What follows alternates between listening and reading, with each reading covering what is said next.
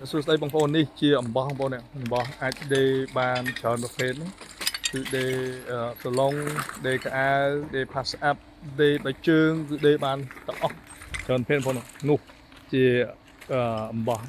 បងប្អូនទាំងបើហើយនៅ3 4រមាក់ទៀតសុទ្ធតែអំបោះទាំងអស់អញ្ចឹងបងប្អូនអាចគេទិញអំបោះបានបាទថ្មីក្នុងស្រោមក្នុងប្រអប់នេះបងប្អូននេះមានតូចមានធំនេះថ្មីតែម្ដងរាប់ម៉ឺនបាទរាប់ម៉ឺនឥឡូវនេះអំបោះបងប្អូននេះគឺជាណាត់ day pass up day គ្រប់យ៉ាងច្រើនយ៉ាងមានដូចចុះ10រមាក់បងប្អូនឥឡូវនេះគាត់បានដាក់មកទៅបានតែ2រមាក់ឯង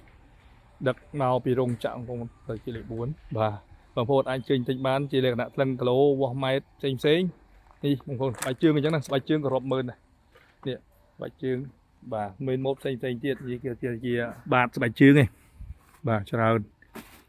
មកហើយមកបន្តអញ្ចឹងខ្ញុំនឹងរៀបចំធ្វើវីដេអូបង្ហាញបន្តទៀតជាមួយនឹងអវ៉ាន់បានថ្មីមកលក់ឡៃឡុងនៅសាខាជាប់បងប្អូនអង្គមិញបងប្អូនណាបាទនេះជាអវ៉ាន់ផ្សេងនេះហើយកណាត់បងប្អូនណាយើងបានយកវាមកឆ្នៃដេរបងប្អូនដេរចេញថ្មីតែម្ដងស្បែកល្អបងប្អូនអើយស្បែកការ៉េសុទ្ធតែ2ជាន់បងប្អូនបាទក្រាស់ល្អហ្នឹងបងប្អូនណាបាទអាចពេញទិញបាននេះលោកអ្នកស្មាអាវដែលយើងមានហ្នឹងបាទនឹងឲ្យបានផ្សេងទៀត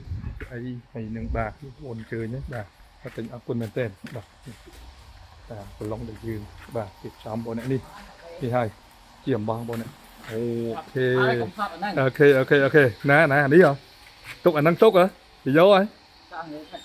គេយកណាអូខេគេយកបងគេយកហើយនោះគាត់យកបាយថតរបស់គាត់ឥឡូវគាត់យកបងណាស្មាអាវផ្សេងទៀតបងប្អូនអាចចេញបានបាទនេះបងនេះហើយជាស្មាអាវដែលយើងលើកយកចូលក្នុងបាទធ្វើខាងក្រៅក្តៅត្រូវតែភ្លៀងអីយើងបកាបងណាបាទអាចចេញបាទខាងមុនបាទឆ្លៃនិយាយនេះបានបងចោលបានបងលាក់លេខជូនអរគុណ